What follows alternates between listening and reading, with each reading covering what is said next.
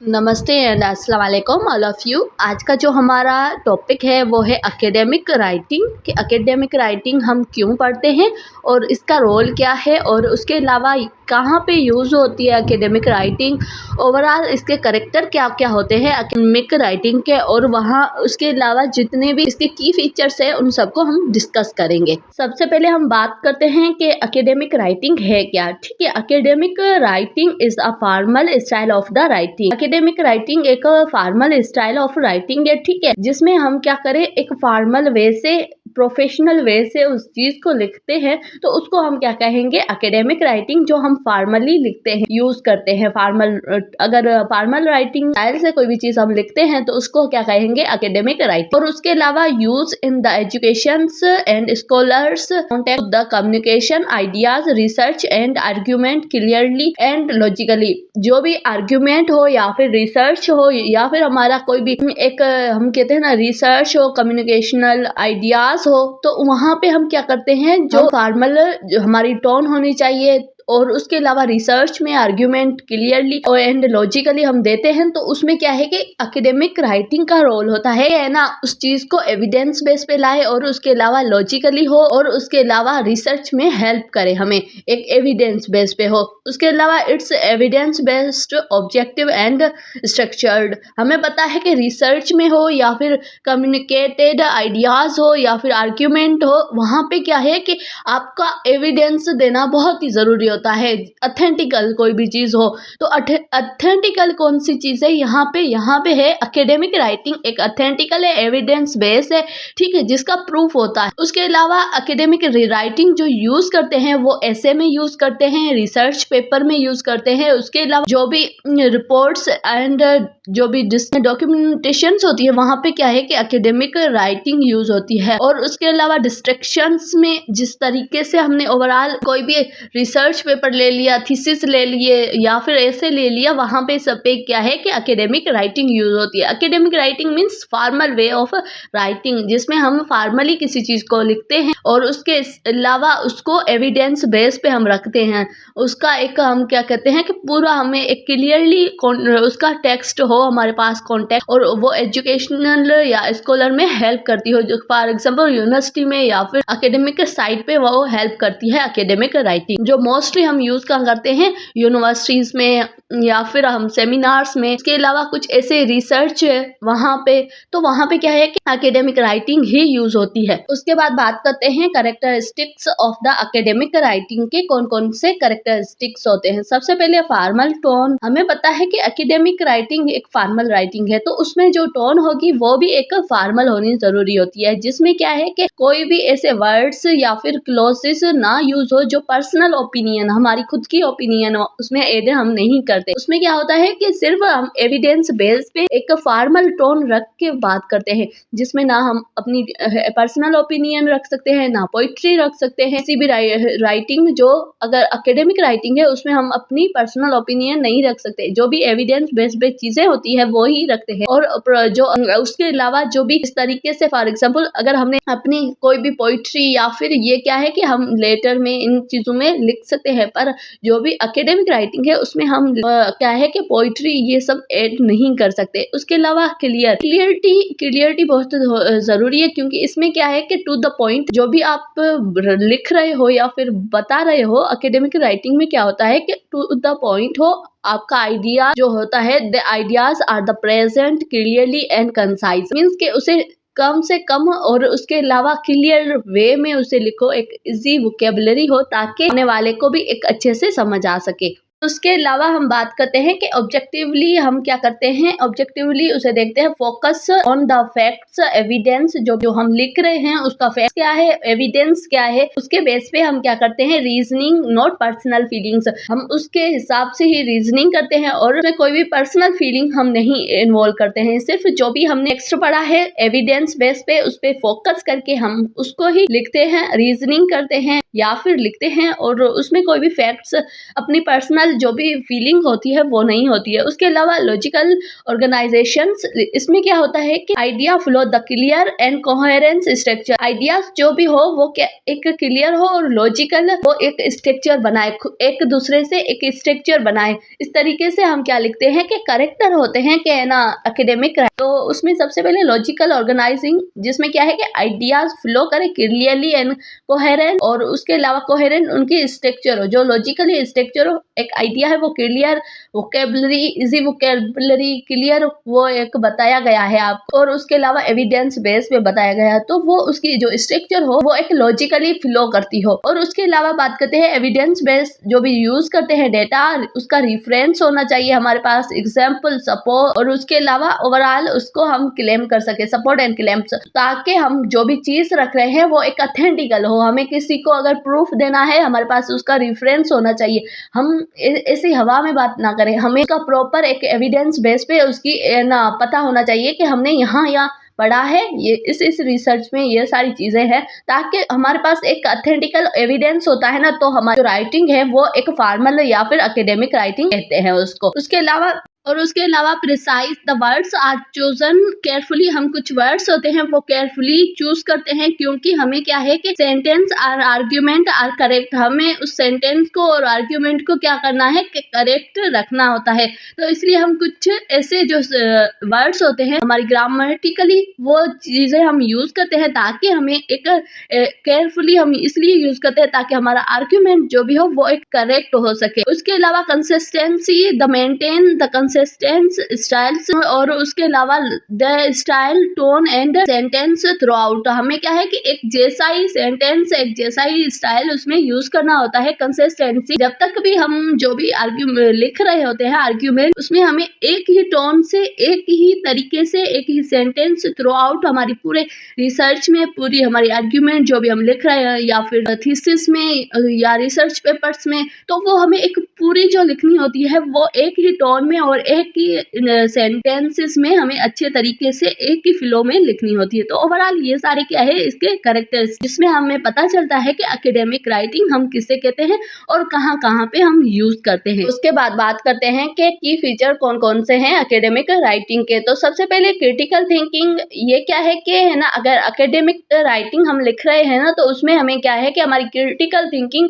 Improve होती है, क्योंकि हमें वहाँ पे एक क्रिटिकली सोच के लिखना होता है, लॉजिकल फ्लो होना चाहिए, इजीली जो सेंटेंस स्ट्रक्चर हो वो इजी हो। तो इसलिए हमें क्या है करना होता है, हमें analytically comparisons and evaluate the ideas rather than the just describings, हमें वहाँ पे सिर्फ डिस्क्राइब नहीं करना होता है, हमें वहाँ पे आइडियाज जो होते हैं उनको एक एनालाइट करते हैं, कंपेयर्स करते हैं एक दूसरे से, उसके अलावा उनको इवोलेट करते हैं कि इसका एक मकसद क्या है। तो ओवरऑल इसके लिए हमें क्या है कि क्रिटिकल थिंकिंग करना बहुत ही जरूरी होता है। तो ये एक फीचर्स है जो हम कहाँ पे यूज करते हैं, एकेडमिक राइटिंग में यूज करते हैं।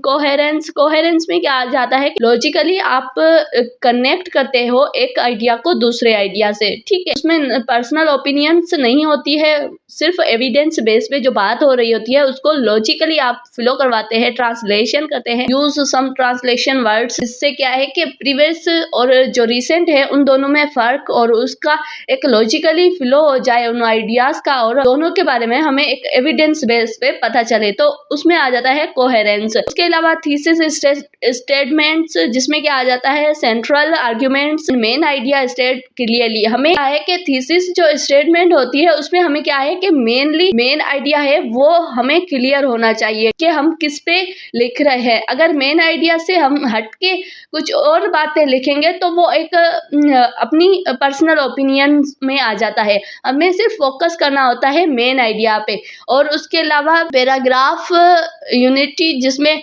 क्या आ जाता है कि each paragraph focus on the one main idea, और जितने भी हम पैराग्राफ लिख रहे हैं उस रिसर्च में या फिर उस जो भी हम थीसिस लिख रहे हैं तो उसमें हमें एक मेन आइडिया जो है उस पे हमें क्या है कि ईच पैराग्राफ फोकस ही मेन आइडिया पे ही होना चाहिए, ठीक है, हर पैराग्राफ का। उसके अलावा स्ट्रक्चर की बात करते हैं, स्ट्रक्चर क्या हो, क्लियर डिजाइंड हो, हमें पता है कि एक हमारे जो हम थीसिस लिख रहे हैं या फिर रिसर्च पेपर लिख रहे हैं, उसमें जो आइडियाज हो, ठीक है, उसकी स्ट्रक्चर हो वो क्लियर हो, डिजाइन और इंट्रोड्यूस्ड जो इंट्रोडक्शन, बॉडी एंड कंक्लूजन, हमें क्या है कि एक सिंपल वे में हमें पता होना चाहिए कि ये पैराग्राफ का जो मेन आइडिया है, उसके अलावा उसकी बॉडी स्ट्रक्चर क्या है, उसके बाद उसकी कंक्लूजन क्या निकलती है, वो सारी चीजें हमें क्या है कि एक डिजाइन करके और सिंपली हमें सिंपल वे और उसके अलावा एक ऑथेंटिक हमें लिखना होता है ताकि सामने वाले को भी समझ आ सके। और उसके अलावा फॉर्मल लैंग्वेज, अवॉइड कंसंट्रेशंस और कलेक्शन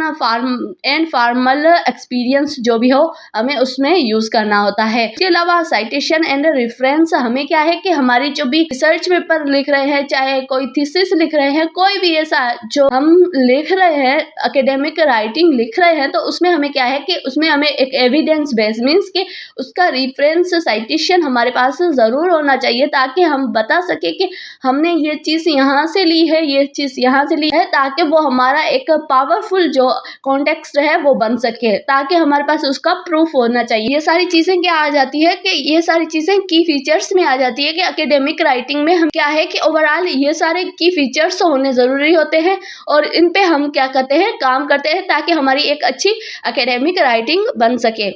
उसके बाद बात करते हैं कि important elements of the academic writing के कौन से ऐसे इम्पोर्टेंट एलिमेंट्स होते हैं जो हम यूज़ करते हैं एकेडमिक राइटिंग में। सबसे पहले इंट्रोडक्शन में क्या आ जाता है, backgrounds, thesis plus thesis statement के हमें क्या है कि उसका बैकग्राउंड क्या है, इंट्रोडक्शन में हमें ये लिखना होता है और उसकी स्टेटमेंट क्या है, किस बारे में ये बताया गया है। और उसके अलावा बॉडी पैराग्राफ, उसमें मेन आइडिया और सपोर्टिंग एविडेंस आ जाता है। और कंक्लूजन जिसमें क्या है कि ओवरऑल जो भी हम लिख रहे हैं उसकी समरी या फिर स्टेटमेंट, थीसिस, फाइंडिंग, थॉट्स, ये सारी चीजें क्या है उसमें आ जाती है। और उसके अलावा ट्रांसलेशंस, वर्ड्स में हम यूज करते हैं फ्रेजेस जो कनेक्ट करते हैं आइडियाज को, जिसमें हम जो भी कंपेयर करते हैं, सिमिलर, लाइकवाइज एंड उसके अलावा construct, however, one on other hands and cause, effects and befores, उसकी कंक्लूशंस क्या होती है। ओवरऑल ये सारी चीजें हम क्या करते हैं उसमें देखते हैं कि उसमें जो भी काज क्या है, उसके इफेक्ट्स क्या है और उसके बाद उसकी कंक्लूजन्स क्या आती है। और उसके बाद है हम क्या करते हैं, लैंग्वेज स्टाइल में हम किस तरीके से लिखते हैं, फॉर्मल, प्रिसाइज एंड इम्पर्सनल, जो अपनी ना हो, ठीक है, एक फॉर्मल हो और प्रिसाइज हो, ये सारी चीजें हम देखते हैं। उसके अलावा जो evidence, awareness and writing for the academic, जो हम राइटिंग लिख रहे हैं, रीडर नॉट काज रीडिंग्स, के उसको एक कॉजल रीडिंग ना हो, ठीक है। ओवरऑल हमें पता है कि हमारी जो राइटिंग हो उसमें क्या है कि उसको एक अवेयरनेस बेस पे वो राइटिंग होनी चाहिए, जिसमें सिंपल हम लैंग्वेज यूज करते हैं, इंट्रोडक्शन एक अच्छा होना चाहिए जिसमें बैकग्राउंड स्टेटमेंट पता होनी चाहिए, और बॉडी पैराग्राफ इस तरीके से होना चाहिए जिसमें मेन आइडिया, सपोर्टिंग डिटेल को एक हाईलाइट किया जाए, और कंक्लूजन्स उस पूरे पैराग्राफ की हमें एक समरी देनी होती है। उसके अलावा लास्ट में है revisions of the proofings ensure the accuracy and clarity, हमें क्या है कि वहां पे रीजंस देना है या फिर प्रूफ देना है, उसमें क्या है कि क्लियर होना चाहिए। इंश्योर हम करते हैं कि क्लियर और एक्यूरेट, हमने जो दिया है वो एक्यूरेट हो और क्लियर हो। उसके बाद बात करते हैं टाइप्स ऑफ एकेडमिक राइटिंग। सबसे पहले आ जाता है कि एसे राइटिंग। एसे राइटिंग में हम क्या करते हैं, डिस्क्रिप्टिव एंड आर्ग्यूमेंट, जो भी आर्ग्यूमेंट हमें मिला होता है उसको हम डिस्क्राइब करते हैं, कंपेयर करते हैं और कंट्रास्ट करते हैं दोनों के बीच में, ताकि हम उसको इजीली हम बता सके। हमारा जो भी आर्ग्यूमेंट हो, हमें क्या है कि मेन आइडिया पे हमारा फोकस होना चाहिए। फर्स्ट में आ जाता है एसे राइटिंग। सेकंड में आ जाता है कि रिसर्च पेपर्स जो होते हैं वहां पे भी हम क्या है एकेडमिक राइटिंग यूज करते हैं। इसके अलावा रिपोर्ट्स हो गई, लैब केसेस एंड फील्ड, जो फील्ड क्या है कि रिपोर्ट्स होती है उनमें हम क्या यूज करते हैं, वहां पे भी हम एकेडमिक एक फॉर्मल राइटिंग यूज करते हैं, जिससे हमें क्या है कि एक एविडेंस बेस पे जो भी हमें बताना होता है वो एक एविडेंस बेस पे बताना होता है। इसके अलावा लिटरेचर रिव्यू में क्या होता है कि जो भी हम लिटरेचर पढ़ रहे होते हैं वहां पे भी उसका रिफरेंस होता है, एक एविडेंस बेस पे चीज होती है, तो वो भी एक उसका टाइप हो जाता है कि एकेडमिक राइटिंग हम लिटरेचर रिव्यू में भी यूज करते हैं। और उसके अलावा केस स्टडी में मोस्टली हम जो यूज करते हैं वो क्या होती है कि वो एक एकेडमिक राइटिंग हो,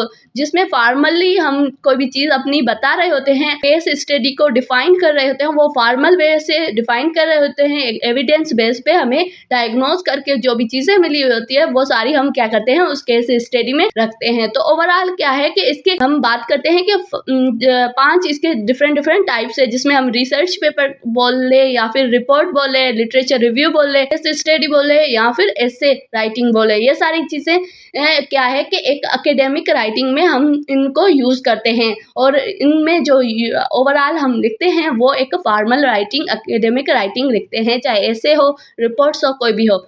so thank you so much. आज का वीडियो इतना ही, मिलते हैं नेक्स्ट वीडियो में। ये हमारा ओवरऑल जो भी एकेडमिक राइटिंग है वो हमारा कंप्लीट हुआ, जिसमें हमने क्या क्या पढ़े कि उसके करेक्टर क्या होते हैं, एकेडमिक राइटिंग है क्या, उसके करेक्टर, उसके की फीचर्स, उसके टाइप क्या क्या है, वो सारी चीज़ें हमने यहाँ पे डिस्कस की है और इम्पोर्टेंस क्यों है वो सारी हमने चीज़ें यहाँ पे डिस्कस की है।